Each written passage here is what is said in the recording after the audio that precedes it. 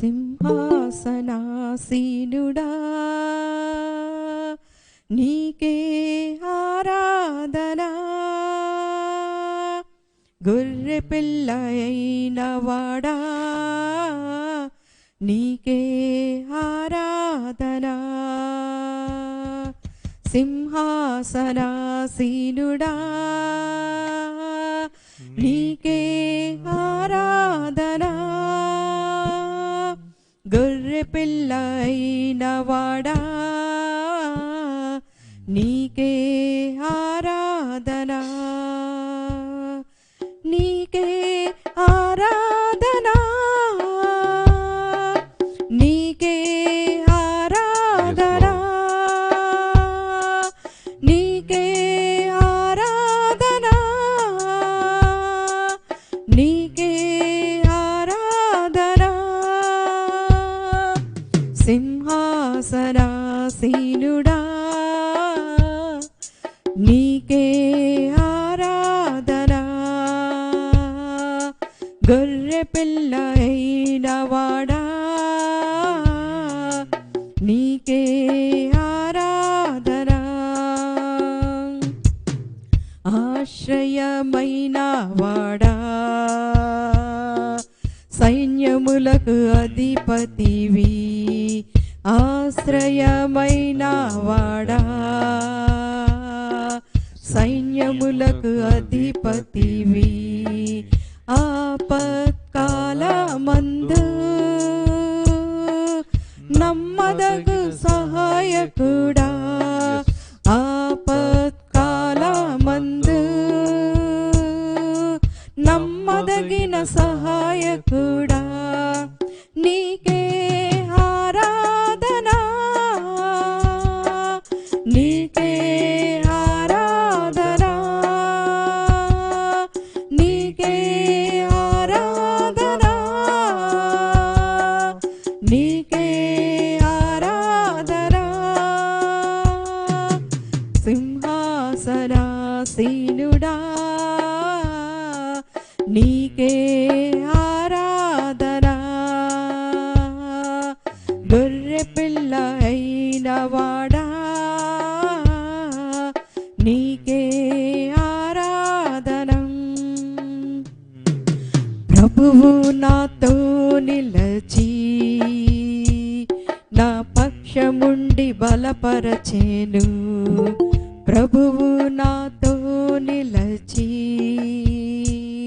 నా పక్షముండి బలపరచెను, కీడు నుండి కాపాడుచు నన్ను చేర్చును పరలోకము, కీడు నుండి కాపాడుచు చేర్చును పరలోకము, నీకే ఆరాధన, నీకే ఆరాధన, నీకే ఆరాధన, నీకే ఆరాధన, సింహాసనాసీనుడా నీకే ఆరాధన, గొర్రె పిల్ల అయిన వాడా నీకే ఆరాధన, మండుచున్న అగ్నిగుండము ఏ మాత్రము నన్ను తాకదు, మండుచున్న అగ్నిగుండము ఏ మాత్రము నన్ను తాకదు, ఆరాధించు మా దేవుడు ఎటులైనా కాపాడును, మేమారాధించు మా దేవుడు ఎటులైనా కాపాడును, నీకే ఆరాధన, నీకే ఆరాధన, నీకే ఆరాధన, నీకే ఆరాధన, సీనుడా నీకే ఆరాధన. గొర్రె పిల్ల అయిన వాడా నీకే ఆరాధన. ఆశ్రయమైన వాడా సైన్యములకు అధిపతివి. ఆశ్రయమైన వాడా సైన్యములకు అధిపతివి. ఆపత్కాలమందు నమ్మదగిన సహాయకుడా. ఆపత్కాలమందు నమ్మదగిన సహాయకుడా నీకే ఆరాధన.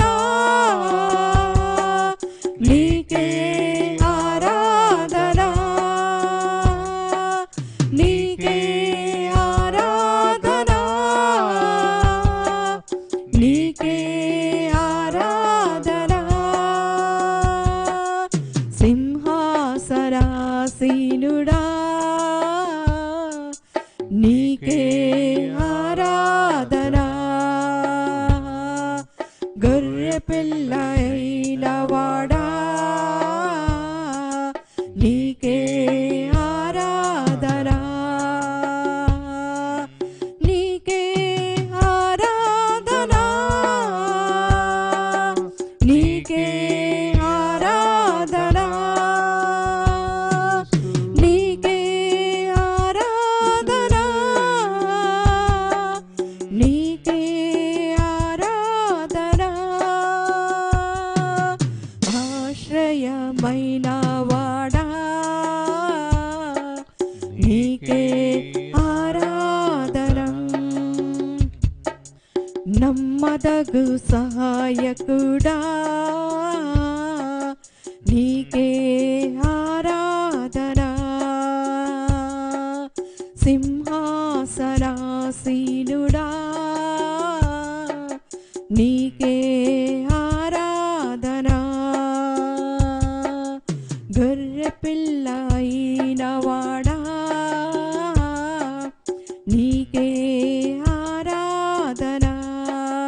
నీకే ఆరాధన. నీకే ఆరాధన. నీకే ఆరాధన. నీకే ఆరాధన.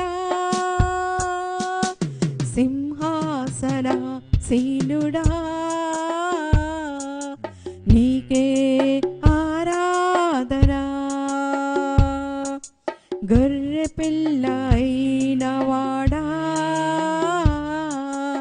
నీకే ఆరాధన. Praise you, God. Thank you, Jesus. Hallelujah. స్తోత్రం. సింహాసనాసీనుడా నీకే ఆరాధన. గొర్రెపిల్ల అయిన దేవా నీకే స్తోత్రాలు. ఆధారభూతుడా, ఆశ్రయమైన వాడా, ఆల్ఫా మేగిన మా దేవుడా నీకే స్తోత్రం. Lord, thank the and worship the God. Yes Lord, యుగముల్లో మీరే దేవుడు, తరముల్లో కూడా మీరే దేవుడు, తరతరాలకు దేవుడు నా స్వామి. Hallelujah, hallelujah, glory glory glory glory glory. Yes God.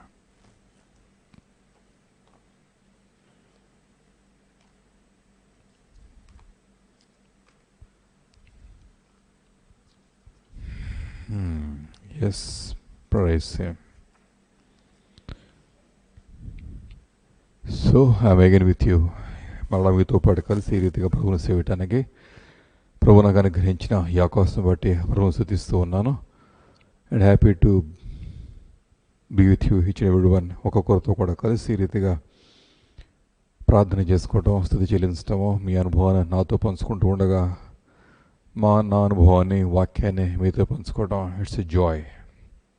దేవుని పిల్లలు కలిసి వస్తే ఎంతో సంతోషంగా ఉంటుంది. అయితే మనము శరీరీతిగా ఒకటి కలిసి రాలేకపోతున్నా సరే ఆత్మలో కలిసి ప్రభువుని సేవేయటం రుచకన అవకాశం ఇస్తున్నారు.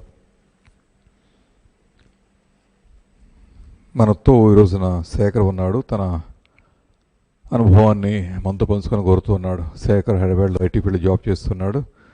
ప్రభు తన చేసిన మేలును తాను ఆ అనుభవాన్ని, సాక్ష్యాన్ని వ్యక్తిగతంగా వ్యక్తి పంచుకొని కోరి సమయాన్ని అడిగేయడం చేత ఆ సమయాన్ని ఇవ్వడం అవుతోంది. కొద్ది మాటలుగా మనతో తన సాక్ష్యాన్ని పంచుకోవాలని చెప్పి సమయాన్ని తొలగిస్తూ ఉన్నాను. Shekhar, can share with video on. Okay sir. Praise the Lord. Sir వినిపిస్తుంది కదా sir? Yeah go ahead. So thanks for giving this opportunity sir. Actually నేను మీ అందరికీ తెలుసు, నా పేరు శేఖర్. నేను ఐటీ ఫీల్డ్లో, హైదరాబాద్లో ఐటీ ఫీల్డ్లో వర్క్ చేస్తున్నాను. అయితే ఈ మధ్యకాలంలో దేవుడు నా పట్ల చాలా మేలు చేశారు. ఆ మేలు విషయం అయితే నేను మీ అందరినీ పంచుకుందాము. మీరు నా విషయంలో చాలా ప్రార్థన చేశారు. సో నేను పంచుకుందాము అని చెప్పనేసి నేను ఈ సమయాన్ని కోరడం జరిగింది. ఒక 10 నిమిషాల్లో నాకు ఈ మధ్యకాలంలో జరిగిన మేలులు, దేవుడు చాలా చాలా మేలులు చేశారు. అవన్నీ నేను వరుసగా చెప్పుకుంటూ వచ్చి నేను సమయాన్ని పాస్టర్ గారికి ఇస్తాను. అయితే నేను ఐటీ ఫీల్డ్లో జాబ్ చేస్తున్నాను. మా కంపెనీ కోవిడ్ వల్ల వర్క్ ఫ్రమ్ హోమ్ ఇచ్చారు. సో అందరూ ఇంటికి వచ్చేసాము. అయితే లాస్ట్ 2 months బ్యాక్ ఏమైనా మెయిల్ పెట్టారంటే, సో ప్రొడక్షన్ ఇష్యూస్ వస్తున్నాయి కాబట్టి సో మీరందరూ మళ్ళీ బ్యాక్ టు ఆఫీస్ రండి అని చెప్పనేసి మాకు మెయిల్ వచ్చింది. మాకు మెయిల్ వస్తే మేము ఈ కోవిడ్ టైంలో ఏంటి అసలు ఇలా అని చెప్పనేసి మేము అయిష్టంగానే వెళ్ళాము.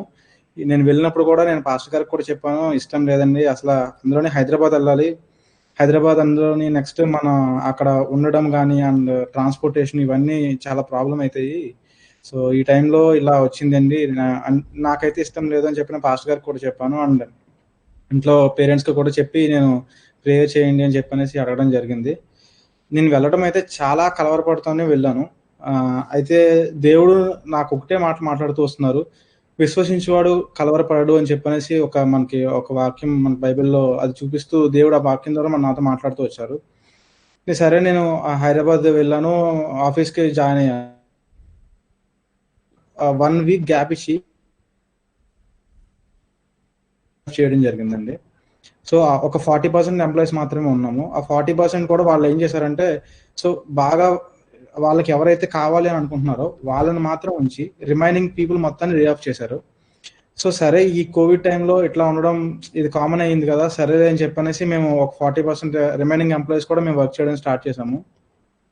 వచ్చిన ప్రాజెక్ట్ యాక్చువల్గా ఇంకా ఎక్కువ వర్క్ పెరిగింది. సో ఎక్కువ వర్క్ పెరిగింది అండ్ ఎంప్లాయీస్ని లే ఆఫ్ చేసేసారు. సో యాక్చువల్గా మా టీంలో మేము 4 members ఉండేవాళ్ళం అండి. 4 membersలో 3 membersని తీసేశారు, నేను ఒక్కడనే మిగిలాను. ఏమన్నా అంటే సింపుల్గా వాళ్ళు నీకు కావాలంటే మళ్ళీ తర్వాత రిక్రూట్ చేసుకుంటాము, బట్ ప్రజెంట్ అయితే నువ్వు ఒక్కడే వర్క్ చేయాలి అని చెప్పనేసి చెప్పడం జరిగింది. సరే అని చెప్పనేసి నేను నార్మల్గా వర్క్ చేసేవాడిని. మా ఆఫీస్ టైమింగ్స్ ప్రకారం ఒక డేకి 9 hours వర్క్ చేసేవాళ్ళం అండి. 9 hours నుంచి మేము 12 hours వర్క్ చేసే స్టేజ్కి వచ్చాము చివరికి. సో 12 hours వర్క్ చేసిన తర్వాత కూడా ఆర్గనైజేషన్ ఎలా అంటే సాటిస్ఫై అవ్వకుండా, సో మీరు 18 hours వర్క్ చేస్తే బాగుంటుంది ఒక డేకి అని చెప్పనేసి ఒక కంక్లూజన్కి వచ్చేసారు చివరికి. ఇదేంటి మనం ఎంత వర్క్ చేస్తున్నా ఇది ఇలా అవుతుంది అని చెప్పనేసి ఇంకా నాలో ఒక రకమైన భయం, టెన్షన్ స్టార్ట్ అయిందండి. ఎందుకంటే ఆల్రెడీ ఇంతమంది ఎంప్లాయీస్ని లే ఆఫ్ చేసేసారు, ఇంకా మిగిలింది మనమే మిగిలాము. సో మనం కూడా ఈ వర్క్ సరిగా చేయకపోతే మనల్ని కూడా లే ఆఫ్ చేస్తారు. అసలుకే బయట సిచ్యువేషన్స్ బాగాలేదు. సో మీ అందరికీ తెలిసే ఉంది, ఆల్రెడీ ఐటీ ఫీల్డ్ అయితే కొంచెం అటు ఇటుగా అయింది మళ్ళీ. సో సిచ్యువేషన్స్ బాగాలేదు. సో ఈ టైంలో ఏంటి ఇలా దేవుడా అని చెప్పని నేను చాలా చాలా చాలా శోధన పడేవాడిని అండి. కానీ నాకు దేవుడు మాత్రం ఆ ఒకే వాక్యంతోనే నాకు నాకు గుర్తు తెచ్చేది. అండ్ నేను ఇంట్లో చెప్పడం జరిగింది, ఇలా నాకు చాలా ప్రాబ్లమేటిక్గా ఉంది అని చెప్పనేసి ఇంట్లో ప్రార్థన చేశారు. అయితే అక్టోబర్ మంత్లో జరుగుతుందండి ఇది. October almost 8th or 10th ఆ డేట్స్లో ఉన్నాము. సో నేను ఇంట్లో చెప్పి ఇంకా ఒకటే అక్టోబర్ 10th ఆ టైంలో ఉన్నప్పుడు ఇంకా ఒకటే డిసైడ్ అయ్యానండి. సో ఇంకా ఇంట్లోకి ఫోన్ చేసి డాడీకి ఒకటే మాట చెప్పాను, డాడీ మీరు ఎలా ప్రేయర్ చేస్తారో తెలియదు, నాకు దేవుడు అయితే మాత్రం ఈ మంత్ ఎండింగ్ లోపు నాకు వేరే ఆపర్చునిటీ ఇస్తే చాలా బాగుంటుంది డాడీ, నేను చాలా నలిగిపోతున్నాను అండ్ నాకు ట్రావెలింగ్ కానీ అక్కడ చాలా ఇబ్బంది అయిపోతుంది, ఈ కోవిడ్ టైమ్స్లో అసలు చాలా ఇబ్బంది అవుతుంది అని చెప్పనేసి నేను ప్రేయర్ చేయమని అడగడం జరిగిందండి. సో మా డాడీ వాళ్ళు ప్రేయర్ చేశారు అండ్ నాకు సంఘపరంగా కూడా నాకు చాలా ప్రార్థన బలం అందిందండి. అయితే నాకు ఒకటే చెప్పారు డాడీ, నీకు ఏమైనా సరే అక్టోబర్ 31కి అలా నీకు ఏదో ఒక ఆఫర్ వస్తుంది నీ చేతిలోకి, నువ్వైతే భయపడద్దు అని చెప్పనేసి నాకు చెప్పడం జరిగిందండి. అక్టోబర్ అలా డేస్ అవుతూనే ఉన్నాయి. అక్టోబర్‌లో నాకు ఒక్క కాల్ కూడా రాలేదండి. అక్టోబర్ 28న నాకు ఒక ఇంటర్వ్యూ కాల్ షెడ్యూల్ అయింది. సో, ఆ ఇంటర్వ్యూ కాల్ షెడ్యూల్ అయిన తర్వాత నేను వాళ్ళతో డిస్కస్ చేశాను. వాళ్ళతో మాట్లాడాను. వాళ్ళకి నేను నచ్చాను. అంతా బానే ఉంది. బట్ వాళ్ళు ఒకటే అన్నారు లాస్ట్‌కి. సో, ఈ కోవిడ్ టైమ్స్ వల్ల మేము ప్యాకేజ్ హైక్ అది ఏమి ఇవ్వము. నువ్వు ఏ ప్యాకేజ్‌కి అయితే వర్క్ చేస్తున్నావో సేమ్ ప్యాకేజ్‌కి వర్క్ చేయాల్సి వస్తది. అది నీకు ఇష్టమైతే నువ్వు రా అని చెప్పనేసి వాళ్ళు చెప్పడం జరిగిందండి. ఫస్ట్ వెళ్ళాలా లేదా? అసలు ఈ కంపెనీ నుండి మారిపోవాలా లేదా? లేకపోతే సేమ్ ప్యాకేజ్‌కి వెళ్ళాలా? నాకేం అర్థం కాలేదు. సరే నేను మళ్ళీ ప్రార్థన చేసుకుంటూ ఉన్నాను. సరే వాళ్ళని ఒక 2 డేస్ టైం అడిగాను. నేను తర్వాత చెప్తాను అని చెప్పనేసి. అయితే నేను ఇంటికొచ్చి డాడీకి చెప్పడం జరిగింది. ఇలా నువ్వేమో 30 అని చెప్పావు. నాకు డెడ్‌లైన్ అయిపోతుంది ఆల్రెడీ. నాకు డెడ్‌లైన్‌కొచ్చేసాను. దేవుడేమో మనకి ఇలా చేస్తాడని చెప్పాడన్నావు అని చెప్పి నాకు అవిశ్వాసం వచ్చేయడం, ఇంకా నాకు లోపల ఒక రకమైన భయము ఇలా స్టార్ట్ అవ్వడం జరిగిందండి. సో, యాక్చువల్‌గా నాకు అక్టోబర్ 30న మళ్ళీ సాయంత్రం నాకొక ఇంటర్వ్యూ షెడ్యూల్ అయింది. సో, ఆ ఇంటర్వ్యూ షెడ్యూల్ అయ్యి ఇది వేరే కంపెనీ అండి. వీళ్ళు మంచి హైక్ ఇచ్చారు నాకు. ఇప్పుడున్న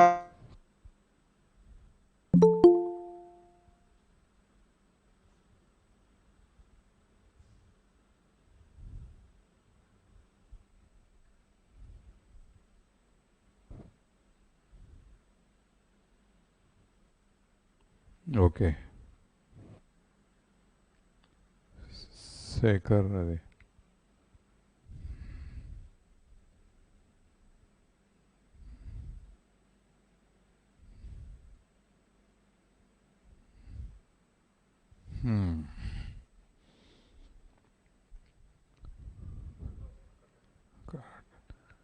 So some problem with the net, it seems.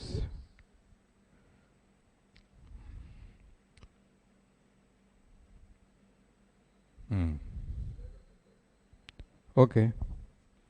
Sekar, you can join later if possible. The rejoin అవ్వాలి probably.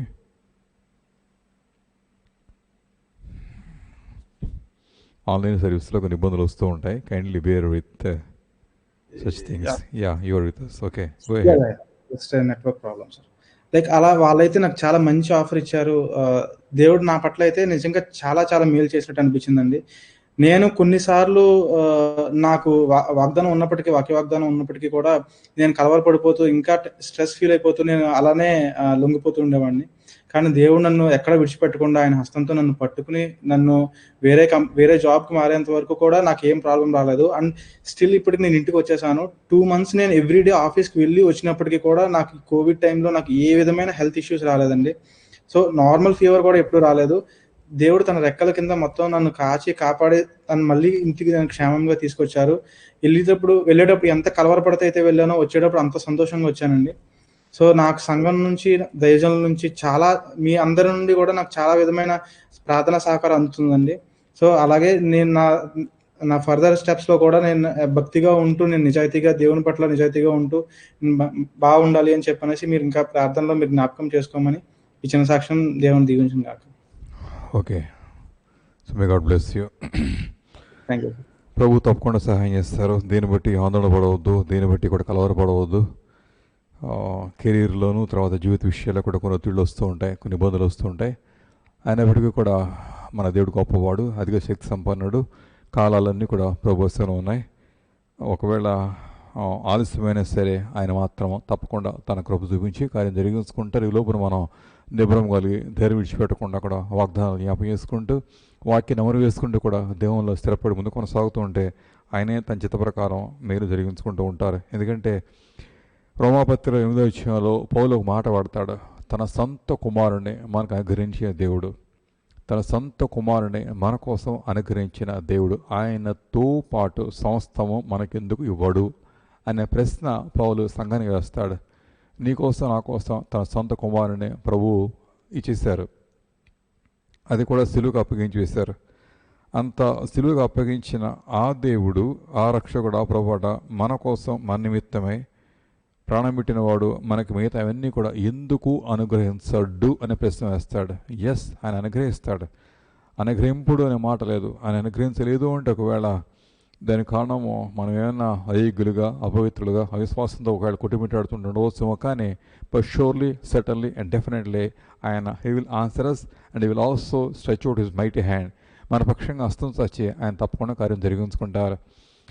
ఎప్పటికప్పుడు మనం వాక్యాన్ని నెమరేసుకుంటూ ఉండాలి. ఆ వాక్యం మనకు ఆధారమైంది. అందుకని తను చెప్పిన ఒక మాట మళ్ళీ మీరు గుర్తుపెట్టుకునేది ఏమిటంటే, విశ్వసించేవాడు ఎప్పుడూ కూడా కలవరపడ్డు.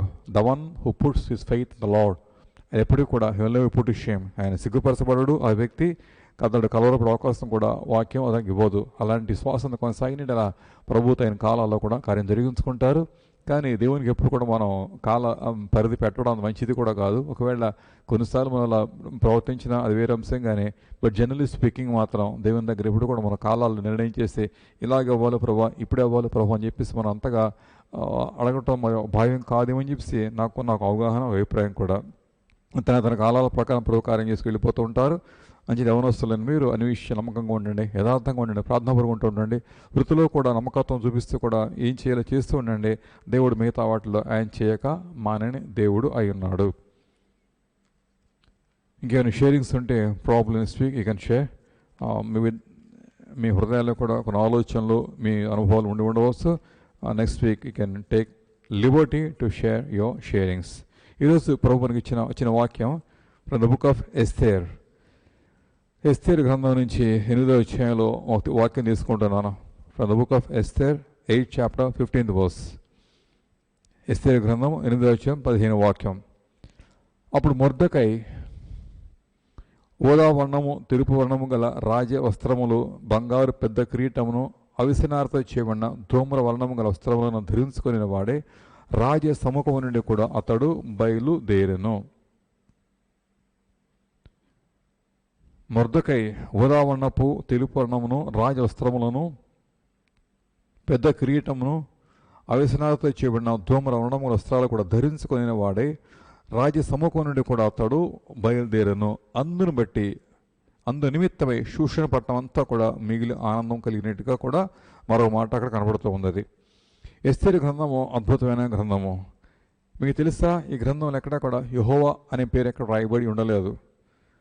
దాదాపు ప్రతి గ్రంథంలో కూడా దేవుని పేరు ఏదో రకం రాయబడుతూ ఉంటుంది. ఆయా రకాలుగా ఆయా పేర్లు కనపడుతుంటాయేమో, కానీ ఎస్తేరు గ్రంథంలో మాత్రం యెహోవా అనే పేరు ఎక్కడ కనపడదు. కానీ అదృశ్యరూపైన దేవుడు మాత్రం ఈ గ్రంథం అంతా కూడా పనిచేస్తూ కూడా దాదాపుగా ఈ 10 అధ్యాయాల గ్రంథంలో ప్రతి అధ్యాయాన్ని కూడా ప్రస్ఫుటంగా తన శక్తిని చూపిస్తూ కూడా, తన ప్రభావం చూపిస్తూ కూడా దేవుడు ఆనాడు ప్రపంచంలో ఉన్న రాజ్యాలైన కొన్ని పడగొడుతూ, కొన్ని లేపుతూ, కొందరిని ఆయన దించివేస్తూ, కొందరిని హెచ్చిస్తూ కూడా తన మహిమను ప్రత్యక్షంగా బహిర్గతం చేసిన అధ్యాయాలు 10 అధ్యాయాలు కూడా. ఎస్తేరు ద్వారా విశ్వాసం బలపరచబడుతూ ఉంటుంది. ఎస్తేరు ద్వారా కూడా మన జీవితాల్లో కొంత ప్రోత్సాహం కలగటమే కాకుండా ప్రార్థన చేయడం కోసం కూడా మనం పురుకలు పడుతూ ఉంటాము. దేవుని శక్తిని మనం పొందుకోవడం కోసం, ఆయన క్రియ చూడటం కోసం కూడా మన హృదయాలు గ్రంథం ద్వారా కూడా ఎంతో ఉజ్జీవపరచబడుతూ ఉంటాయి. ఇవన్నీ చరిత్ర గ్రంథాలు. చరిత్ర ఒకనాడు పరిమితం కాలేదు, కానీ చరిత్ర పునరావృతం అవుతూ ఉంటుంది. History repeats. ఆ హిస్టరీ అనేది నీ జీవితంలో కూడా తప్పకుండా ప్రభువారు తన చిత్తాన్ని బట్టి రిపీట్ చేసే దేవుడు అన్నాడు. ఒకవేళ మీరు అనుకోవచ్చు కదా, ఈ గ్రంథాలు ఎప్పుడవో కదా, ఆ వాక్యాలు ఎప్పుడవో కదా, నాకేంటి అనుకోవచ్చు. కానీ ఇవన్నీ ఎందుకు రాయబడ్డాయని చూస్తుంటే ఆనాటి ప్రపంచంలో వారు అలా నెరవేర్చుకున్నారు. ఈనాటి ప్రపంచంలో నీ జీవితంలో కూడా ఇలాంటి అనుభవాలు ప్రభువారు ఆయన నెరవేర్చగల సమర్థుడు అయి ఉన్నట్టుగా వాక్యం సాక్ష్యం పలుకుతూ ఉన్నది. 8వ అధ్యాయం చూస్తే మనం మొర్దెకై గురించి రాయబడిన మాట కనబడుతోంది. మొర్దెకైని దేవుడు ఎంతగా హెచ్చిస్తూ ఉన్నాడు. ఇంతకు ఎవరి మొర్దెకైని చూస్తుంటే ఆ ముందున్న అధ్యాయం చూస్తుంటే 2వ అధ్యాయంలో అతని గురించి రాయబడిన మాట, అతడట ఆ రోజుల్లో రాజు గుమ్మం వద్ద కూర్చున్న ఒక కావాలి వాడు, లేకపోతే కనుక చూస్తే మనం అర్థం చేసుకుంటే అతడు ఒక లైక్ సెక్యూరిటీ గార్డ్, కావలికత్తిగా ఉంటూ కావలిబానిగా ఉంటూ కూడా ఇలా కాపలా కాస్తూ ఉంటారు. అలా ఇతను కూడా రాజు సముఖంలో కాకుండా అతడు రాజు గుమ్మం వద్ద కూర్చొని కాపలా కాస్తున్న మనిషిగా వాక్యం చూపిస్తుంది. ఇతడు యూదుడు, అబ్రహాము సంతాన సంబంధి, ముఖ్యంగా బెన్యామీను గోత్రికుడు. అతని ద్వారా కూడా దేవుడు మహిమ పొందగోరిన వాడే దేవుడు ఆదేశంలో తను ఎన్నిక చేసుకోవడం జరుగుతూ ఉంది. అప్పటి పరిస్థితులు ఎలా ఉన్నాయంటే, దాదాపు యూదులు సెకండ్ రేటెడ్ పీపుల్. బబులోను దేశం ముందు లేక పారసీక దేశం ముందు వారు 2వ తరగతి ప్రజలుగా ఎంచబడుతూ ఉన్నారు. ఎందుకనగా వారి దేశం కాదు అది, వారి స్వదేశం ఇశ్రాయేల్ దేశం, ఇది పరదేశం. వారు చెరపట్టబడిన వారు ఇక్కడికి వచ్చేసారు. వారు చెరానుభవాలు కూడా ఆనాటి రాజుల చేత, ప్రభువుల చేత కూడా వాళ్ళు 2వ తరగతి ప్రజలుగా ఎంచబడుతూ కూడా ఓ రకంగా నిమ్న జాతి వారికి ఎంచబడుతూ కూడా తృణీకరించబడుతూ, తిరస్కరించబడుతూ, అవమానపరచబడుతూ, ఉన్నతమైన పదవులు వారికి దక్కేవి కావు. కానీ దేవుని దయ ద్వారా కొన్ని పొందినప్పటికీ కూడా సార్వత్రికమైన అనుభవం చూస్తుంటే మాత్రం అత్యంత తృణీకరించబడిన జాతిగా జనముగా అక్కడ కనపడుతూ ఉన్నారు. అలాంటి స్థితిలో ఉన్నప్పటికీ కూడా సద్భక్తి చేసిన భక్తులు కొందరు ఉన్నారు. వారి ద్వారా కూడా ప్రభు మహిమ పొందుకునే వారినే ఆయన వారిని చేస్తూ ఉన్నాడు. అలాంటి వాళ్ళు ఉన్నవారే మనకి చూస్తే ఈ లేఖన భాగంలో నెహెమియా ఉన్నాడు, తర్వాత ఎజ్రా కనబడుతున్నాడు, ఎస్తేరు కనబడుతూ ఉంది, దానియేలు ఉంటూ ఉన్నాడు. ఇలా కొందరు మాత్రము ఎంతో ప్రముఖంగా వారి భక్తి జీవితాన్ని బట్టి వారు పైకి వచ్చేసి, అంటే నేలలో నాటబడిన విత్తనం ఎలాగైతుంది అది మొలకెత్తి పెరిగి పెద్ద మొక్కలాగా మారి చెట్లాగా మారి వటవృక్షం అయిపోతుంటుందో అలా వారి జీవితాల్లో కూడా అద్భుతమైన దేవుని శక్తి కనపరచబడటం చేత వారి సాక్ష్యాలు ఈరోజు మనకు కూడా దేవునికరంగా ఉన్నాయి.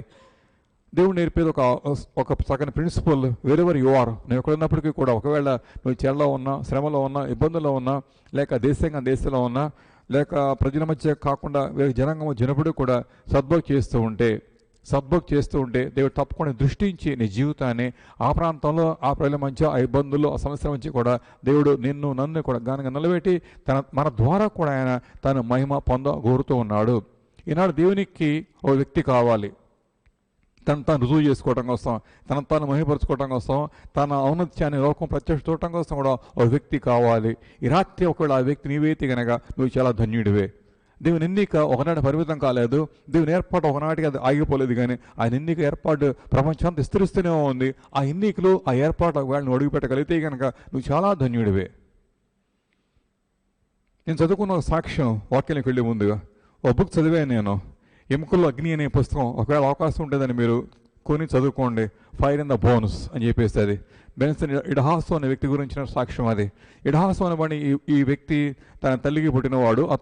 పుట్టినప్పుడు అతను చాలా బలహీనుడు.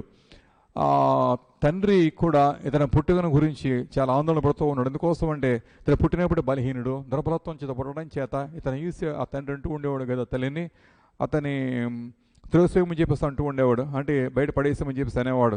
ఇంట్లో పెంచవద్దు, మనం పెంచుకోవద్దు, బయట పారేయమని చెప్పేసి అంటూ ఉండేవాడు.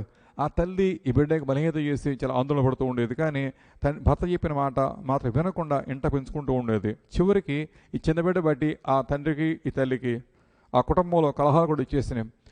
ఆఖరికి భర్త అన్నాడు కదా, బిడ్డ ఇంట్లో ఉండాలంటే నువ్వు ఉండకూడదు, వెళ్ళిపోవాలని చెప్పేసి అన్నాడు. అంత కఠినమైన నిర్ణయం తీసుకోవడం చేత ఆ తల్లి ఏమాత్రం కూడా ఆందోళన పడకుండా భర్తను విడిచిపెట్టేసి ఆ బలహీన వ్యక్తితో కూడా బయటకు వచ్చేసింది. ఆ పుట్టిన బిడ్డ చిన్నప్పటి నుంచి కూడా చాలా బలహీనుడు, దుర్బలత్వం, శరీర బలహీనత ఉంది, మానసిక బలహీనతగా పుట్టడం చేత అతడు పుట్టినప్పుడే కూడా ఎందుకు పనికిరాని ఒక వ్యక్తిగా ఎంచబడుతూ ఉండేవాడు. మనం వంట చేశారా ఓ పొటాటో అని చెప్పేసి అలా అతడు ఉన్నాడు అనమాట. ఆ స్థితిలో ఉన్న వ్యక్తిని ఆ తల్లి తీసుకుని బయటికి వెళ్ళిపోయింది. భర్త దూరం అయిపోయాడు. సమస్యాత్మక అనుభవంతో కూడా గలిబిలైపోతే కూడా ఆఫ్రికా ఖండంలో జరిగిన సంఘటన ఇది. ఆ దేశంలో ఆ బిడ్డని తను పెంచుకుంటూ ఉండేది. తినడానికి తిండి లేక, ఉండటానికి గూడు లేకుండా, తర్వాత ఆదరించి మనుషులు లేకుండా కూడా భర్త విడిచిపెట్టబడి ఏకాకిగా, ఒక రకంగా చెప్పాలంటే విధవరాలాగా బయటకు వచ్చేసి అత్యంత సమస్యాత్మక ఊహల మధ్య తన పెరిగి పెద్దోత్తు కూడా ఏ బిడ్డని కూడా పెంచి పెద్ద చేస్తూ ఉంది. ఏమాత్రం కూడా ఈ తల్లి బిడ్డను విడిచిపెట్టే మనస్సు లేదు. So desperate, denied, rejected, outcast అయినప్పటికీ కూడా మానలేదు, భక్తి చేస్తుంది. ఈ భక్తి ఆవిడ జీవితంలో గొప్ప వనరుగా మారడం చేత ఆ బిడ్డను గొప్పవాణి చేసింది. ఎట్లంటే అతను తర్వాత చదువుకుని పెద్దవాడు అయిపోయాడు. ఆ తర్వాత అతను దేవుని సేవకుడు పిలవబడటం చేత తన స్వదేశంలో గొప్ప రేడియో స్పీకర్గా, టీవీ స్పీకర్గా, ఒక కాపరిగా కూడా సంఘాన్ని కట్టి ఉన్నతమైన స్థితికి వెళ్ళడం జరిగింది. అతడు బహుబలంగా దేవుని చేత వాడబడిన వ్యక్తిగా చరిత్ర సాక్ష్యం పలుకుతుంది. తన పేరు బెన్సన్ ఇడహాసో. ఒక అవకాశం ఉంటే మీరు బుక్ కొని చదువుకోండి. ఎందుకు చెప్తున్న ఈ మాట అంటే భక్తి ఎప్పుడూ కూడా మన జీవితాన్ని అందలమేకిస్తుంది. సోమర్తనము, ఆధ్యాత్మిక లీమి జీవితాన్ని పతనావస్థ తీసుకెళ్ళిపోతున్నాము, కానీ పైటీ ఆల్వేస్ పేస్. భక్తి ఖచ్చితంగా జీవితంలో నీకు అది ఒక వనరు వంటిది, లేక పెట్టుబడి వంటిది. It will pay you back. అనేక రెట్లు నీ జీవితాన్ని తప్పక వర్ధిలించగల శక్తి దానిలో ఉన్నది. అలా సద్భక్తి చేసే గుంపులో ఈ రోజున మనం మరదగా చూస్తున్నాము. ఎస్తేరు గ్రంథం అంతట్లో కనపడిన అంశము ఒకటి, ఎస్తేరు రాణిగా చేపట్టాము. ఎవరు ఎస్తేరు అని చెప్పి చూస్తే ఈ మొదటి పినతండ్రి కుమార్తె, మొదటి పెంచుకున్నాడు. వీడు కూడా ఆ దేశంలో ఒక బానిస పిల్లగా పెంచబడడం జరుగుతుంది. ఆమెకి తల్లి లేదు, తండ్రి కూడా లేడు. మొదటికి పెంచి పెద్ద చేశాడు. ఒక రకంగా ధనవంతుల కాదు, జ్ఞానుల పెద్ద జ్ఞానం కూడా లేదు వారికి. ఏ రకమైన బలాలు లేకపోయినా సరే దైవబలం తోడైంది, భక్తి చేశారు ఇద్దరు కూడా వారు. సో ఎస్తేరేమో రాణిగా దేవుడు ఆమెని దీవిస్తున్నాడు. మృతగాని కూడా దేవుడు దీవిస్తూ కూడా అద్భుతమైన ఆశీర్వదించడం చూడవచ్చు. 8 చూసిన వాక్యం మనం చూస్తూ ఉంటే మృతగా పొందుకున్న ఆశీర్వాదము 8:15 వస్తే ఉంటుంది కదా. అతడాట రాజ వస్త్రాలు ధరించుకున్నాడు. అద్భుతమైన మాట అది. ఒకప్పుడు ఇతడు వాచ్మెన్, గేట్లో కావలా కాస్తున్న మనిషి, రాజ సేవకుడు మాత్రమే, ద్వారపాలకుడు మాత్రమే. అలాంటి వ్యక్తి రోజున రాజవస్త్రాన్ని ధరించుకున్నాడు. ఎలా? దొంగతనం చేసి కాదు, దొంగతనం చేసి కూడా కాదు, లేకపోతే ఎరువు సొమ్ముతో కొనుక్కున్నది కూడా కాదు. రాజస్వంగా ఇవ్వడం చేత వస్త్రం ధరించుకున్నవాడే అనేకేళ్ల పాటు ఒక రాజుగా పరిపాలన చేయడం కోసం ఆ వస్త్రం ధరించుకుంటున్నాడు. యెషయా గ్రంథంలో రాయబడిన మాట జ్ఞాపకం ఉందా? పూదండ బదులుగా బూడిద బదులుగా పూదండ, ఆ మాట కనపడుతుంది. అది అలా ఇతని జీవితంలో ఆ బట్టలు తొలిగిపోయినాయి. పాత రోత జీవితం తొలిగిపోయింది. ఆ వాచ్మెన్గా ఉన్న వస్త్రం తొలిగిపోయింది. ఇప్పుడు రాజవస్త్రం ధరించుకున్నాడు. తర్వాత బంగారు కిరీటం కూడా పెట్టబడుతూ ఉంది. ఆ తర్వాత ధూమ్రవర్ణ వస్త్రం గల ధరించుకున్న వాడే రాజ సముఖము నుండి కూడా అతడు బయలుదేరుతున్నాడు. ఇది అద్భుతమైన మాట. రాజు అతన్ని దీవిస్తున్నాడు, కిరీటం ధరింపజేస్తున్నాడు. రాజ సముఖం నుంచి కూడా మొదటి అధికారంతో అభిషేకంతో, ఒక రకంగా చెప్పాలంటే కనుక ఎంతో ఘనత వహించిన వాడే నిండు ధైర్యంతోనూ శ్వాసంతో కూడా అక్కడి నుంచి వెళ్తూ కూడా బబులోను సంస్థానం అందు అప్పట్లో అతడు ప్రధానమంత్రిగా పరిపాలన చేస్తున్నట్టుగా మనం చూడవచ్చు. అన్నాడు ప్రపంచంతో కూడా వారి వస్తువులో ఉంది. ఎస్తేరు గ్రంథం 1వ అధ్యాయం ఉంటుంది కదా. హిందూ దేశంలో కొన్ని కూషి దేశం వరకు కూడా దాదాపుగా 127 సంస్థానాలను అతడు ప్రధానమంత్రిగా అతడు పరిపాలన చేసినట్టుగా చరిత్ర చెబుతోంది. అంత గొప్పగా దేవుడు అతను ఇచ్చిస్తూ ఉన్నాడు. ఎందుకని చూస్తూ ఉంటే అతనిలో ఒకే అంశము, సద్భక్తి చేసిన వ్యక్తి మొర్దెకైకి ఏముంది అంటే చదువు ఉందా? లేదు. డబ్బు ఉందా? లేదు. అధికారం అంతకన్నా కూడా లేదు. చివరికి అతడు రాజుకి వారసుడు కూడా కాదు. వారసత్వపు సంపదకు వచ్చింది కాదు సింహాసనం. కానీ surely and for certainly definitely దేవుడే ఈ పదవిని కట్టబెడుతూ కూడా ఆ ప్రధానమంత్రి తగినటువంటి దండాన్ని తను ధరింపు చేసి దేవుడు ఇచ్చిస్తూ ఉన్నాడు. చెప్పదగిన అంశం అదే. దేవుడు చరిత్ర మారుస్తాడు, దేవుడి జీవితంలో మారుస్తాడు. దేవుడిని మన పరిస్థితి గతి మార్చిపారేసి మనం గతంలో ఉన్న అనుభవాలన్నీ తుడిచివేసేసి నూతన పంధాలు నడిపించక సమర్థుడిగా వాక్యం చూపిస్తూ ఉంది. అందుకే రాత్రి ప్రభు పేరడం మాట్లాడుతున్న అంశము, యవనస్తులారా లేక కూడిన వాళ్ళారా సద్భక్తి చేయండి, యథార్థంగా దేవుని సేవిస్తుండండి, నమ్మకంగా దేవుని సేవిస్తుండండి. దేవుడు హెచ్చించగలడా కూడా, ఎలా మేలు చేయగలడా కూడా ఆ తర్వాత కాలమే మీ జీవితాల్లో క్రియ జరిగటం చేత ఆ సాక్ష్యాలు లోకానికి ఎంతో దీవెనకరంగా ఇవి బయలు వెళ్ళబోతున్నాయి. ఈ మాట దేవుని దాస్తునిగా ప్రభుపేట స్పష్టంగా దీన్ని ప్రకటన చేస్తూ ఉన్నాను. నీ భక్తి నిన్ను ఎప్పుడు కూడా ఇచ్చిస్తూ ఉంటుంది. నీ భక్తి ధైర్యం పుట్టిస్తుంది. నీ భక్తి నీ తల పెక్కెట్టేస్తుంది. నీ భక్తి సిగ్గుపడి నగచ్చే లేకుండా కానీ తుడిచిపడేసి నీ ద్వారా ఎన్నో జనాంగాల చేత దీవించబడేందుకు దేవుని జీవితాన్ని కూడా హెచ్చించే సమర్థుడు ఈ రాత్రి ప్రభువారు ప్రకటన చేస్తున్నారు. అయితే ఆ భక్తి అది సద్భక్తి కావాలి, అది ప్రభుని మెప్పించేది కూడా కావాలి. ఈ అంశం మీద మొదటగా జీవితంలో తన భక్తి ఏ రీతిగా ఉందో కూడా ఒక 3 అంశాలు మాత్రం ఉన్నాయి. వ్యక్తిగత జీవితము, 2 కుటుంబ జీవితము, 3 అతని వృత్తి జీవితం కూడా ఆ భక్తి ఎలా అది రివీల్ అయింది కూడా మనం చూడవచ్చు. నిజమే, మన భక్తి చేసేవారం అయితే మన భక్తి లోపల మిగిలిపోయేది కాదు. మన భక్తి ఇవన్నీ అది బహిర్గతం అవుతూ ఉంటుంది. అంటే ఎలాగైతే ఒక సువాసన భరితన పుష్పం వాసన ఇస్తూ ఉంటుందో నిజంగా భక్తి చేసే భక్తి అన్ని రంగాలు తాకుతూ ఉంటుంది. అది అలా మృతగా జీవితంలో కూడా 3 రంగాల్లో అది తన స్వస్థమైన సాక్ష్యాన్ని ఇస్తూ ఉంది. వాటిని బట్టి ప్రభు తన దీవిటం చేత, ప్రభు ఆమోదీయటం చేత అది హెచ్చించబడ్డాడు. ఆ సాక్ష్యం ఈ రోజున మన ముందుకు వస్తూ ఉంది. మొదటిగా చూస్తుంటే అతని వ్యక్తిగత జీవితంలో తన భక్తి వలన తన వ్యక్తిగత జీవితం చాలా అది క్రిస్టల్ క్లియర్గా ఉంది. దేవుని భక్తునిగా అనమాట. తన అభిప్రాయాలు, తన ఆలోచనలు, తన పద్ధతి, తన నడవడి, తన బంధ, తన అన్నీ కూడా తన భక్తికి అనుగుణంగా ఉంటూ ఉండే. ఏం మాట్లాడినా, ఏం చేసినా సరే, ఏం చేస్తున్నా, ఏం చేయబోతున్నా, ఏం తలుస్తున్నా, ఏమి అతను వ్యవహరించబోతున్నా సరే, తను ఏం చేయబోతున్నా సరే, అంతటికి మూలాధారం ఏంటి అని చూస్తుండే తన సద్భక్తే. That need to dictate us what we say, how we think, how we act, how we behave with people also. And all these things, ఇవన్నిటికి వెనక ఆధారం ఏంటంటే ఎన్నుముక లాంటిది నీ సద్భక్తి, నీ వాక్య పరిజ్ఞానం మాత్రమే. భక్తి విడిచి, భక్తి మరచి, భక్తి లేకుండా కూడా ఇవన్నీ మనం ప్రవర్తించవచ్చు. ఎందుకనగా మనం ఎలా పుట్టిపేరిగామో అలా మనం ప్రవర్తించవచ్చు, అలా నడుచుకోవచ్చు కూడా. అది కానీ దానివల్ల దేవుని యొక్క ఆశీస్సులు పొందుకోవడం అసాధ్యం. అది ఇప్పుడు మృతిగా జీవితం వ్యక్తిగతంగా తన భక్తి ఎలా చూపిస్తున్నాడో చూస్తే మనం 3వ అధ్యాయంకి వస్తే మీరు 3వ అధ్యాయంలో కనబడుతున్న ఒక అంశము, ఆ రోజుల్లో రాజు అహష్వారోషు అనబడిన ఆ వ్యక్తి హామాను అనబడిన వాడిని ఇచ్చిస్తూ ఉన్నాడు.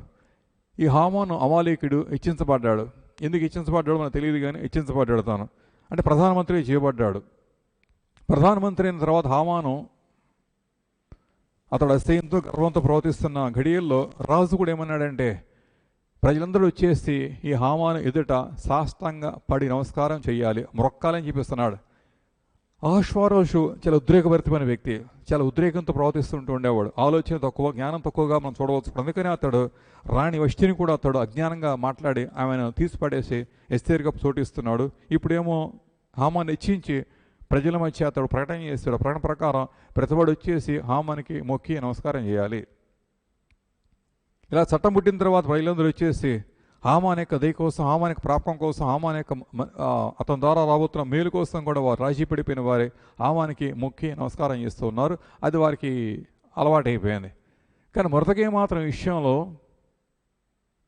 స్పష్టమైన అవగాహన గలవాడే ఆ పని అతడు చేయట్లేదు. ఎందుకంటే అతనికి ఉన్న ఒక సాక్ష్యం ఏంటంటే, నేను యూదుడిని కదా, సద్భక్తి చేసే వ్యక్తిని కదా, ప్రభు నాతో ఉన్నాడు కదా, నాకు రాజు నా ప్రభువే కదా, ఆయన తప్ప దేన్ని నేను మొక్కకూడదు. 10 ఆజ్ఞలు ఒక ఆజ్ఞ, నీ దేవుడైన యెహోవాకేను మొక్కాలి, నమస్కారం చేయాలి, ఆరాధన చేయాలి, పూజ చేయాలి, ప్రార్థన చేసుకోవాలి. మరి దేనికి వీటికి మొక్కకూడదు, గౌరవించాలి తోటి వారిని, పెద్దల్ని కూడా, రాజులైనా అధిపతులైనా ఇంట్లో ఉన్న పెద్దవారిని గౌరవించాలి. కానీ ఏ వ్యక్తిని ఎక్కడ కూడా మనం అధికంగా పూజ చేయకూడదు, లేక మన వారిని మొక్కకూడదు కూడా వారికి. నీవే నా సర్వస్వం అన్నట్టుగా. ఇప్పుడు హామానుకు మొదటిగా పోరాటం, హామాన్ అనబడిన వ్యక్తి యొక్క అసహ్యాన్ని బట్టి అతడు ప్రజల చేత తన పూజలు అది అందుకుంటూ ఉన్నాడు. అది తగందిగా మొదటికి మాట్లాడుతూ అన్నాడు కదా, 3వ అధ్యాయం అంటాడు కదా, నేను యూదుడు కాబట్టి. మీరు ఆ మాట పట్టుకోవాలి. నువ్వు యూదుడు కాబట్టి నువ్వు ఆ పని చేయదగదు. మన జీవితాల్లో కూడా యవనస్తులారా, లేకపోతే తోటి వాళ్ళారా, మనం దేవుని పిల్లలం కాబట్టి అన్నీ చేయదగినవి కావు. సద్భక్తి చేసే జీవితాల్లో వారన్నీ చేయలేరు. రాజీ పడిపోవటం కానీ, లేకపోతే ఇలాగున మనుషుల యొక్క దయ కోసం, మనుషుల యొక్క ప్రాపకం కోసం కూడా రాజీ పడిపోయి ఏదో చేసి ప్రక్రియ చేసేవారు కాదు. ఎప్పటికప్పుడు ఈ మాట మనం జ్ఞాపకం చేసుకోవాలి. నేను యూదుడిని కాబట్టి, నేను ప్రభు బిడ్డను కాబట్టి, నేను పరిశుద్ధుడిని కాబట్టి, నేను దేవుని సొత్తు కాబట్టి నేను ఇలా మాట్లాడలేను, నేను ఇలా చూడలేను, నేను వెళ్ళలేను, నేను ఇలా సంభాషించలేను, నేను ఇలా చేతో చెప్పి నీ ఉనికిని, నీ ఐడెంటిటీని జ్ఞాపకం చేసుకోవాలి. హూ యు ఆర్ అనేది చాలా ముఖ్యము. అదే భక్తి చేసే మన ఆత్మీయ జీవితాల్లో మన ఆలోచన సెల్లంతా ఇలాగ తిరుగుతూ ఉంటుంది. నేను ఎవడనో అంటే నేను దేవుని బిడ్డను కాబట్టి, దేవుని సొత్తు కాబట్టి నేను అలా చేయతగదు.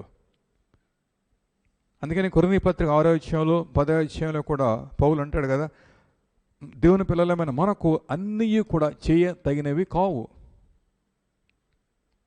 అందరూ అన్నీ చేస్తూ ఉంటారు, మనం అన్నీ చేయదగినకో, మనం అలా మాట్లాడకూడదు కూడా. సణుక్కోవడం, కొనుక్కోవడం, సందేహించడం, అర్థం లేని సంభాషణలు, అర్థం లేని మాటలు, అర్థం లేనిటువంటి కాలక్షేప కౌరులు కూడా ఎన్నో ఉంటూ ఉంటాయి. ఇవన్నీ కూడా తగినవి కావు అని వాక్యం స్పష్టంగా చెప్తూ ఉన్నది. మన యూదులము కాబట్టి, ఆయన పిల్లలము కాబట్టి, దేవుని ఆత్మ అంతా ఉంది కాబట్టి, రక్తంతో కొనబడడం, కడగబడడం కాబట్టి ఇష్టానుసారంగా చేయడానికి అవకాశం మనం తీసుకోము, మనం చేయదగింది కూడా కాదు. బికాస్ మనలో ఉన్న ఆత్మీయత, మనలో ఉన్న భక్తి మనని నియంత్రిస్తోంది, కళ్ళెం వేస్తోంది. అది నడిపిస్తూ ఉండడం చేత దినదినము కూడా మనం దాని చేత నడిపించబడబట్టి మన ప్రవర్తన అంతటిని కూడా ప్రభువుకి మహిమకరంగా ఎదురు మలుచుకుంటున్నాము. అంటే హామాను విషయంలో మృదుకై ఓ రకంగా ఎదిరిస్తున్నాడు. ఎందుకోసం అంటే, నువ్వు నమస్కారం చేయమన్నావు, సాష్టం కూడా అని చెప్పిస్తాను, కానీ ఆ పని మాత్రం చేయదగనది. అది యెహోవాకు తప్పించి మరి దేనికి నేను నమస్కారం చేయను, మరి దేనికి నేను మొక్కను. గౌరవించవచ్చు, ఘనపరచవచ్చు కొంతవరకు కూడా, కానీ దేవునికి మించి మాత్రం ఏ వ్యక్తి వైపు లేదా ఏ సంస్థ వైపు దేని వైపు కూడా త్రిప్పడానికి మొదటగా హృదయం మాత్రం అస్సలు ఇంత కూడా అది మొగ్గు చూపటలేదు కూడా.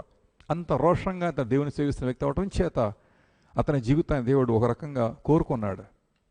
దేవుడు కోరుకున్నాడంటే దాని వెనకాల చాలా కారణాలు ఉంటాయి. ఒక కోరిక ఆ రీతిగా, ఒక అంశం ఈ రీతిగా మనకు కనపడుతుంది. అది అంటే యవనస్తుల జీవితాలే కానీ విశ్వాస జీవితంలో జ్ఞాపకం చేసుకోవాలి. మన యూదులము కాబట్టి మన ప్రవర్తన అంతటిని కూడా ఆ భక్తి, ఆ వాక్యం అది నడిపిస్తూ ఉన్నది. కొరింథీ పత్రిక 6వ అధ్యాయం 12వ వాక్యం, మీకోసం ఆ వాక్యం చదివి నేను ముందుకు వెళతాను. కొరింథీ పత్రిక మొదటి పత్రిక 6వ అధ్యాయం 12వ వాక్యంలో పౌలు ఏమంటున్నాడంటే, అన్నిటి యందు కూడా నాకు స్వతంత్రం కలదు కానీ అన్నీ చేయదగినవి మాత్రం కావు. అన్నిటి యందు నాకు స్వాతంత్రం కలదు కానీ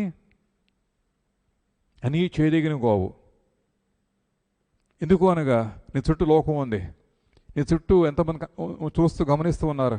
ఒకవేళ మనం కనుక అలా ఎలా పడితే అలా జీవిస్తే వారి మధ్య మనస్సాక్ష్యం పాడవుతుంది, దేవుని నామం కూడా అవమానపరచబడుతుంది. అందుకని రోమపత్రిక పౌలు ఏమన్నాడంటే, రాయమన్న లేఖనం అని బట్టి మూని బట్టియే కదా నా నామం అన్యజనుల్లో దూషణ గది గురి అవుతుందని చెప్పేసి అంటాడు.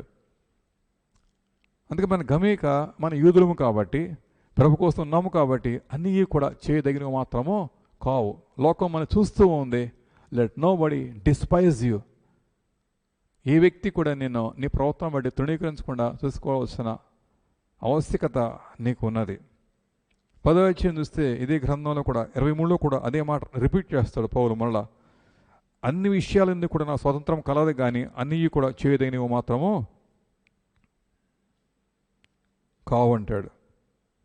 సేమ్ థింగ్ రిపీట్ చేస్తున్నాడు. అదే అన్నీ కూడా చేయదగినవి మాత్రం కావు. మొదటిగా ఉన్న తీర్మానం అదే, ఇది చేయదగనబనేది అని చెప్పేసి నిర్ద్వందంగా అతడు తోసివేస్తూ కూడా ఓ రకంగా హామాను ఎదుట తన విశ్వాసాన్ని భక్తిని సాక్ష్యాన్ని బహిర్గతం చేయడం చేత హామాను రౌద్రుడయ్యాడు, కోపిష్టివాడైపోయాడు, కత్తిగట్టి పోరాడుతున్నాడు. కానీ ఆ తర్వాత మిగతా అంశాలన్నీ కూడా దేవుడే చూసుకుంటూ ఉన్నాడు.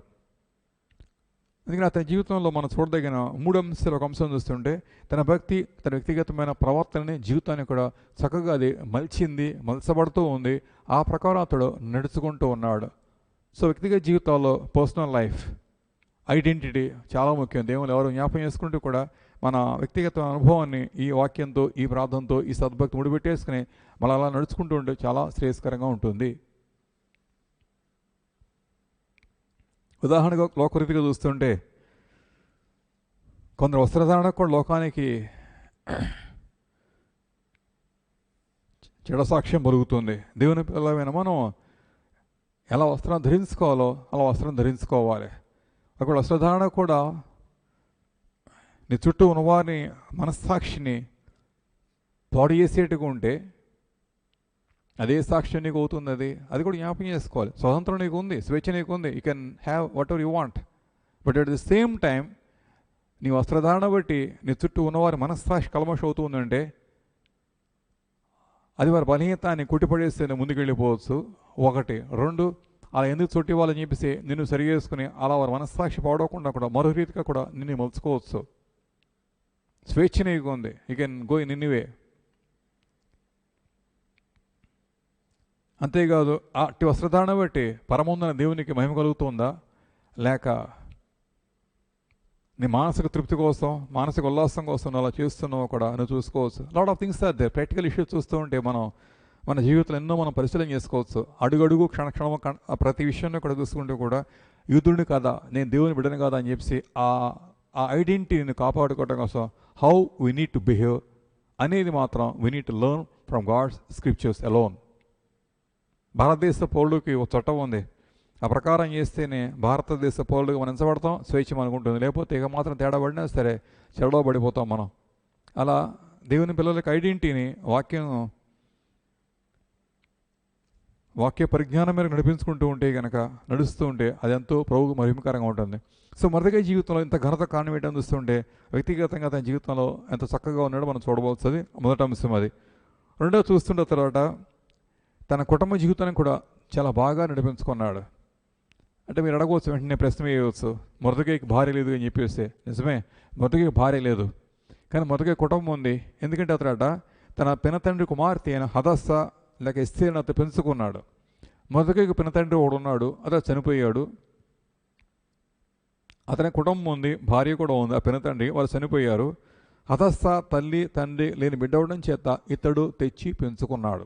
ఓ రకంగా మొదటకే ఇది కుటుంబ జీవితంగా తీసుకుంటే బాగుంటుంది. మనం ఈ చిన్న బిడ్డని హదస్సను అతడు ఎంతో అద్భుతంగా దేవునిలో పెంచాడు. వారి మధ్య చక్కని ఆత్మీయత, తండ్రి ప్రేమ, బిడ్డ ప్రేమ అది మనం నిండారుగా చూడవచ్చు కూడా. దేశంలో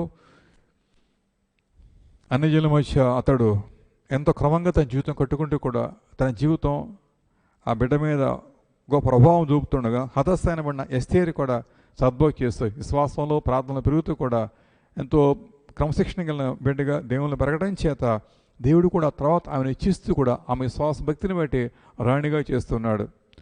అక్కడ కనపడుతున్న ఒక మాట ఏమిటంటే, రాణి అయిన తర్వాత కూడా, ఈ మాట మనకి చాలా ఉపయోగకరంగా ఉంటుంది. రాణి అయిన తర్వాత కూడా ఎస్తేరట 2వ అధ్యాయం చూస్తే 20 వాక్యం ఉంటుంది గ్రంథంలో, 2:20 ఉంటుంది కదా. ఎస్తేరు మొదటి యొక్క పోషణ ముందున్న కాలమున చేసినట్టుగానే ఇప్పుడు కూడా అతన్ని మాటకు ఆమె లోబడుతూ ఉండెను. ఎస్తేరు రాణి అయిపోయింది, పటాభిషేకం చేయబడింది, మహారాణి అయిపోయింది, ఆవిడ గద్దెకి పరిపాలన చేస్తూ ఉంది. అప్పటికి కూడా రాణి అయిన తర్వాత కూడా ఎప్పటి వల్ల ఇప్పుడు కూడా మొరతకైకు లోబడుతూ ఉన్నట్టుగా చూడవచ్చు. అంతగా ఆమె హృదయంలో మొరతకై పట్ల గౌరవం ఉంది, ప్రేమ ఉంది, భక్తి ఉంది, భయం ఉంది, ఆత్మీయత కూడా ఉంది. అదే రీతిగా మొరతకై కూడా ఆమె పట్ల అంత అభిమానం, ప్రేమ, గౌరవం కూడా ఉన్నట్టుగా మనం చూడవచ్చు. 2వ అధ్యాయం చదువుతూ ఉంటే అంటే మొరతకైకి ఎస్తేరు మధ్య ఉన్న సంబంధం చాలా పటిష్టంగా ఉంది. ఓ తండ్రి బిడ్డ మధ్య ఉండవలసిన పటిష్టమైన సంబంధం మనం చూడవచ్చు. అది దానికి వాక్య క్రమం ఉంది, దానికి ప్రార్థన అనుభవం ఉంది, దానికి ఒక సదుద్దేశం కూడా ఉన్నది. ప్రస్తుత ప్రపంచ పరిస్థితి చాలా ఇంత పోకడగా ఉంది. కుటుంబాల్లో ఎవరి ప్రవర్తన వారది, ఎవరి జీవితం వారిది, తల్లి ఒక దారి, తండ్రి ఒక దారి, బిడ్డలో ఒక దారి. తల్లిదండ్రుల యొక్క ప్రవర్తన లేక విధానాలు లేకపోతే వారి యొక్క భక్తి పిల్లల మీద ప్రభావం చూపనంతగా కూడా బలహీనపడుతున్న సమాజానికి వచ్చేస్తాం. అందుకని పిల్లల యొక్క ప్రవర్తన చాలా విరుద్ధంగా ఉంటుంది. వారి వైఖరి కానీ పద్ధతి కానీ లోకానుసారంగా పడి కొట్టుకుపోవడం చూస్తున్నాం మనము. మొదటికే మాత్రం తన కుటుంబ జీవితాన్ని వాక్య ప్రకారం కట్టుకోవడం చేత తన బిడ్డ ఎస్తేరు ఏ స్థితిలో ఉన్నప్పుడు కూడా, చిన్న బిడ్డగా ఉన్నప్పుడు సద్భక్తి చేసి విశ్వాసం, భక్తి, ప్రార్థన కాపాడుకుంటూ లోబడుతుంది. పెద్ద రాణి అయిన తర్వాత కూడా అదే విశ్వాసం, అదే భక్తి, అదే ప్రార్థన, అదే పట్టుదల, అదే రోషము, ఆ రీతిగా లోబడుతూ కూడా ఎలాగైతే పునాది వేయబడిందో అదే పునాది మీద జీవితం కట్టుకుంటూ కూడా దేవుల్లో కొనసాగటం చూస్తున్నాం మనం. అనగా మొర్దుకై ఆమె జీవితాన్ని కట్టిన విధానం చాలా అద్భుతంగా ఉంది. కట్టబడిన ఆ జీవితం ఏమాత్రం కూడా మార్పు రాకుండా క్రమంగా దేవుని కొనసాగుతోంది. రాణి అయిపోయినా సరే కాలంతో పాటు వచ్చిన ఈ రాణిరికాన్ని లేకపోతే ఈ పదవుని బట్టి ఆమె ఆత్మీయ గృహంలో మార్పులు ఏమి లేవు. ఆ ఆత్మీయ పద్ధతుల విధానంలో ఏ మార్పు లేనంతగా మొరతకి కడుతున్నాడు. యెహోషువ అన్నట్లుగా నేను నా ఇంటి వారు యెహోవాను సేవిస్తామని చెప్పి అన్నట్లుగానే ఇప్పుడు మొరతకి తన ఇంటి వారితో కలిసి లేదా రాణి అని స్థిరతో కలిసి యెహోవాని సేవిస్తూ ఉన్నట్టుగా మనం చూస్తూ ఉన్నాము. ఇంతవరకు ఆమె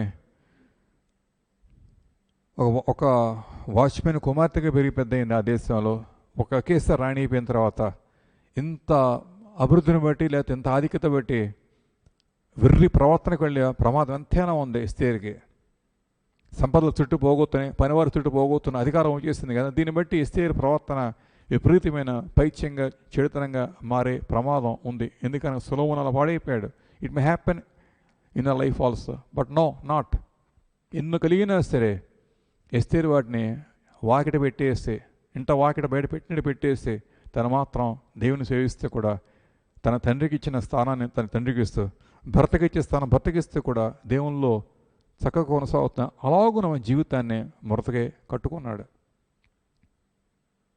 ఇవన్నీ దేవుడు గమనించకపోలేదు, గమనించబట్టి అది ఎస్తేరుని ఇచ్చిస్తూ ఉన్నాడు. ఒకవేళ ఎస్తేరు కనుక అగతాయి పిల్ల అయి ఉంటే కనుక ఐఎమ్ షూర్, ఐఎమ్ డెఫినెట్ ఆమె రాణిగా దేవుని చేత ఇచ్చించబడేది మాత్రమో కాదు. అహశ్వారోషమని ఇచ్చిస్తూ ఉన్నాడు.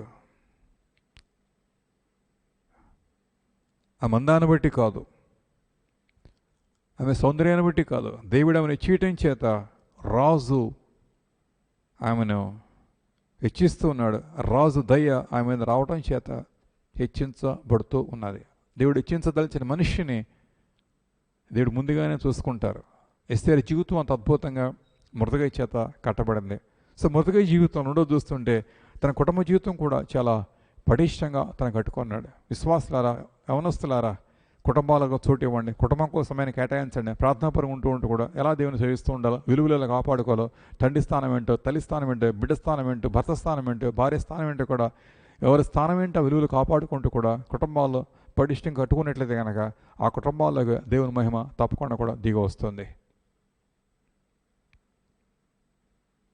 సొలొమోను కట్టిన మందిరానికి ఆ పోర్టుకో దానికి 2 స్తంభాలు ఉంటాయి. వాటి గురించి కూడా బైబిల్లో ఉంది. మీరు అనుకోవచ్చు ఇవన్నీ ఎందుకు రాశారని చెప్పేసి, వాటిలో మీనింగ్ ఉంది. ఆ 2 స్తంభాలకు పెట్టిన పేర్లు ఏంటంటే, ఒకటి బోయస్, 2 యాకీన్. ఆ 2 స్తంభాలకు ఉన్న పేర్లు బైబిల్ చదవండి, అర్థమవుతుంది మీకు అది. వాడి మీనింగ్ ఏంటంటే, ఒకదాని మీనింగ్ ఏంటంటే అతనిలో బలం ఉన్నది. ఒక స్తంభానికి బోయస్, అతనిలో బలం ఉంది. రెండవ స్తంభానికి యాకీన్, దాని మీనింగ్ ఏంటంటే అది స్థిరమైంది. అతనిలో బలం ఉంది, 2 స్థిరమైంది. బలం ఉండాలి, స్థిరంగా ఉండాలి. అది వస్తూ పోతూ పడుతూ లేస్తూ జారిపోయి అది మాత్రం కాదు. ఇశ్రాయేలు సమాజాల్లో దేవుడు కోరేది అదే. వారి జీవితాల్లో దైవ బలం నిండారుగా ఉండాలి. 2 అది స్థిరంగా ఉండాలి. దావీదు హయాంలో ఆకాశం అంటే ఏంటో సద్భక్తి చేశారు. సొలొమోను తర్వాత అస్థిరమైపోవడం చేత ఆ భక్తి, ఆ బలం పతనాసుకు వెళ్ళి పాతాళంకి వెళ్ళిపోయింది. అది ఆకాశం అంటే ఎంతగా అద్భుతమైన ఆరాధన సొలొమోను చేసి మహిమను దింపేశాడు. ఆ తర్వాత పాతాళంకి వెళ్ళిపోయింది. పాపంలో తాను పడి సమాజాన్ని పడివేశాడు. 2 స్తంభాల్లో స్తంభం పడిపోయినప్పుడు ఆలయం కూలిపోయింది, పడిపోయింది. మన భక్తి నిలకడగా ఉండాలి, బలంగా ఉండాలి. నీలో దేవుని భక్తి అలా ఉండాలి. మొదటి జీవితంలో ఆత్మబలం ఉంది, వాక్య ప్రజ్ఞానం ఉంది, సద్భక్తి చేస్తున్నాడు, అది కూడా స్థిరంగా ఉంది. ఉండడం చేతనే వ్యక్తిగతంగా తాను రోషంగా జీవిస్తున్నాడు, తన వ్యక్తిగత సాక్ష్యం కాపాడుకున్నాడు, మచ్చ లేకుండా జీవిస్తున్నాడు, రాజీ లేకుండా జీవిస్తున్నాడు. రెండో చూస్తుంటే కుటుంబానికి కూడా కట్టుకోవడం చేత ఒకే మనసుతో అవినవ సంబంధం కలిగి ఇటు మురతకి ఎస్తేరు రాణి అయిన తర్వాత కూడా మరతకితో కూడా నడుస్తుంది. ఈనాడు అందరూ పిల్లలు పెద్ద అయిన తర్వాత వివేదించి పెద్దలతో నడవలేకపోతున్నారు.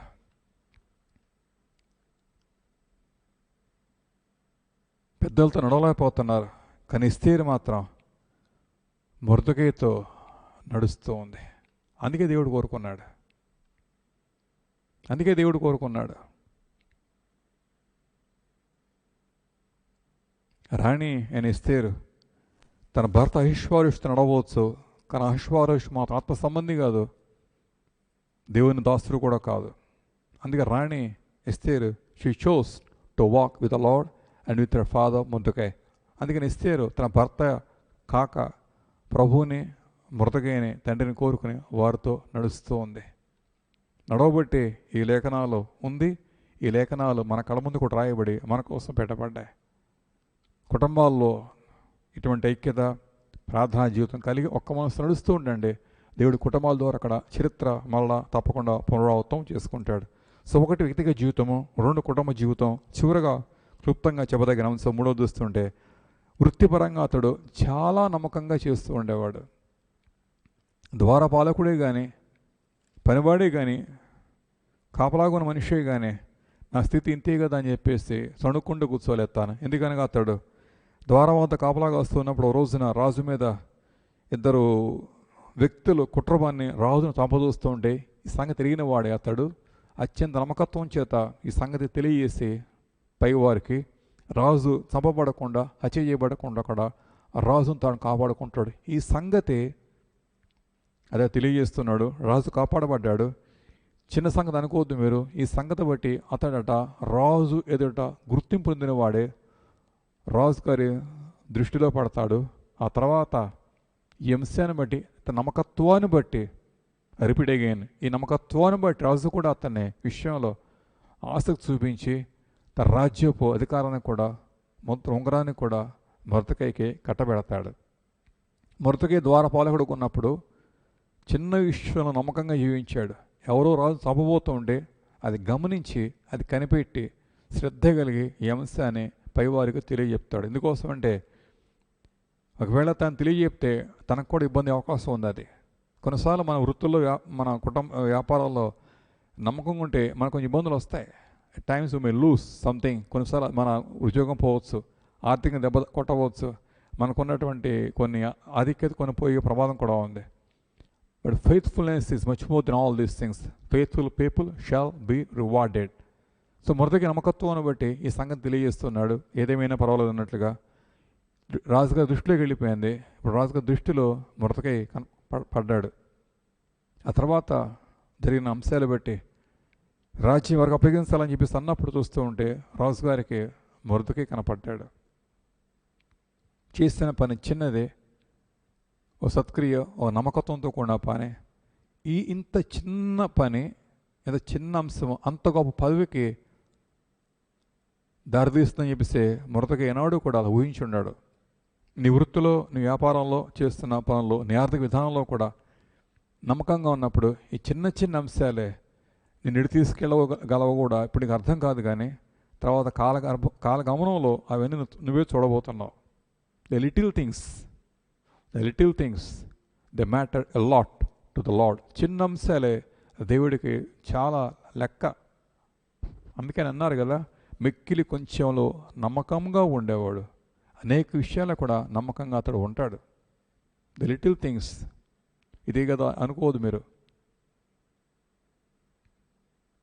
ఆర్థిక విషయమైనా సరే, ఉద్యోగ విషయమైనా సరే, మాట వలనైనప్పుడు కూడా, నీ వృత్తిలో, నీ వ్యాపారాల్లో, నీ చుట్టూ అంశాల మధ్య, నీ సామాజిక జీవిత విషయాలన్నింటిలో కూడా నీవేం చేయాలో, ఎలా చేయాలో, ఎందుకోసం ప్రభు నిలబెట్టుకున్నారో కూడా ఆ పనిని, ఆ వృత్తిని, ఆ అంశాల మధ్య అత్యంత నమ్మకం శ్రద్ధగా చేస్తూ ఉంటే అది కూడా దేవుడు దృష్టి ఉంచకపోడు. అందుకే అతని భక్తి జీవితంలో కలిగిన ఈ 3 అంశాలు కూడా వ్యక్తిగత సాక్షాంతరం కాపాడుకుంటున్నాడు. కుటుంబాన్ని కూడా వాక్య పరిజ్ఞానం చేత దాన్ని నిలబెట్టుకోవడం చేత అది కూడా ఉపయోగకరంగా ఉంది దేవుని దృష్టిలో. చివరిగా వృత్తిలో కూడా ఈ ఆత్మీయత కొట్ట వచ్చినట్టు కనపడుతుంది. నాకెందుకు అనుకూలిత నా పని విషయంలో, నాది కాదు, నాకెందుకు అనుకోలేదు. ఎందుకంటే కాపలాగాసేమనే పని సహజంగా ఎవరు గుమ్మంలోకి వచ్చి వెళ్తూ ఉంటే వాడిని కాపలాగాసుకుంటే, కానీ రాజుగారి మీద కుట్రబంతుంటే ఇవన్నీ తను తెలుసుకుని తెలియజెప్పే సమస్య నాకు లేదు. ఆ పని అంతటిని కూడా వేరొక గూఢాచార వ్యవస్థ చూసుకోవచ్చు, కానీ అది మాత్రం మొదటికి తెలిసిన తర్వాత తన మౌనంగా ఉండలేకపోయాడు. ఆత్మీయ జీవితంలో ఈ 3 కోణాలు తనకున్నాయి. వ్యక్తిగతం, కుటుంబం, కెరీర్, ఇవి చాలా ప్రధానమైనవి. ఇవన్నీ దేవుడు గమనించి మొర్దెకైకు 8వ అధ్యాయం చేస్తున్నట్టుగానే రాజ దుస్తులు, కిరీటం ధరింపజేసి సింహాసనం ఎక్కిస్తున్నాడు. దేవుడు ఎవరిని కూడా అనాలోచితంగా హెచ్చించువాడు మాత్రము కాదు. పూచిక పుల్లల చేత ఎవడో కూడా ఆలయాన్ని కట్టడు, కానీ దేవదారు మురానులతోనే ఆలయాన్ని కట్టాలి. పూచిక పుల్లల చేత ఆలయాన్ని దేవుడు కట్టించాడు. సాక్ష్యం లేకుండా, సవిస్తారం లేకుండా, భక్తి లేని జీవితాలతో దేవుడు ఎప్పుడు కూడా ఉన్నతమైన పనులు చేయించుకోవడం కూడా అసాధ్యం. అది దేవదారు మానవుల బ్రలే నిలకడగా, స్థిరంగా, బలంగా దేవుని ఉన్నాయళ్ళ అలా మానవుల చేత దేవుడు ఆలయాన్ని కట్టించుకున్నట్టుగానే తన వ్యవస్థను, తన సమాజాన్ని, తన దేశాన్ని దేవుడు తప్పకుండా కట్టించుకుంటాడు. అలాంటి ఉన్నతమైన వ్యక్తిత్వాలు, సాక్ష్యాలు దేవుడు వాళ్ళని మనం పొందుకుందాము. అలా జీవించి మన తరంలో ఒక చరిత్ర మనం సృష్టించుకుందాం. మొదటికే పట్ల దేవుడికి కృప చూపించాడు, అదే కృప ఏర్పాటు ఆయన పట్ల కలిగి ఉన్నాడు. నమ్మకంగా ఉండు. భక్తి వలన ఈ అన్ని రంగాలు కూడా మారాలి. వ్యక్తిగతం, కుటుంబం, వృత్తి, ఇవన్నింటిలో గొప్ప మార్పు, అభివృద్ధి రావాలి. ఆ తర్వాత మిగతా దేవుడే చూసుకుంటాడు. అలాంటి సాక్ష్యాన్ని నీ జీవితంలో దేవుడు చూడగోరుతున్నాడు. ఆమేన్. ప్రార్థన చేసుకుందాం.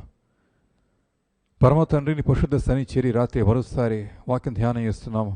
ధ్యానించబడిన అంశాలు హృదయాలు మెదులుతూ ఉండగా నమ్మకంగా ఉండే భాగ్యం అనుగ్రహించండి. ఎన్నో కుటుంబాలు అస్తవ్యస్తం ఉన్నప్పటికీ కూడా లేఖన భాగాల్లో కొన్ని కుటుంబాలు ఎంతో అద్భుతంగా కట్టబడ్డాయి.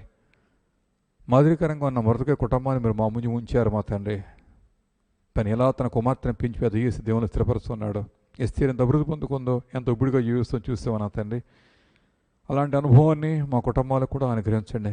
వ్యక్తిగత సాక్ష్యాన్ని కూడా అనుగ్రహించండి. అంతేకాకుండా వృత్తిలో కూడా యవనస్తులు నీకోసం అత్యంత నమ్మకంగా, సమర్థవంతంగా జీవించే భాగ్యం అనుగ్రహించండి. ఈ రాత్రి ప్రభా దేవుని చేత హెచ్చించబడగోరుతుండగా తండ్రి, హెచ్చింపు సుడుగా దొరికేది కాదు నా తండ్రి. ఎవరు అన్నట్లుగానే సుడుగా ఎదిగి పొందుకోలేము నా తండ్రి. వెలక చెల్లించవలసిండగా హెచ్చింపు, ఆధిక్యత మాకు కావాలి, కానీ దానికోసం అభ్యాసం చేసే ఆ కృప యవన బిడ్డలకు ముఖ్యంగా అనుగ్రహించండి. ఈ రాత్రి వాక్యం వారందరి హృదయాల్లో కూడా ఈ అంశం ముద్రింపు చేసి తగిన కాలాల్లో నీవు హెచ్చించబడి కిరీటం ధరించుకొని రాజ్య దుస్తులు ధరించుకొని మృతకేలా వారు కూడా హెచ్చించబడి ఉన్నతమైన పదవులోకి వెళ్ళే స్థితిని గురించాలని కోరుకుంటున్నాను.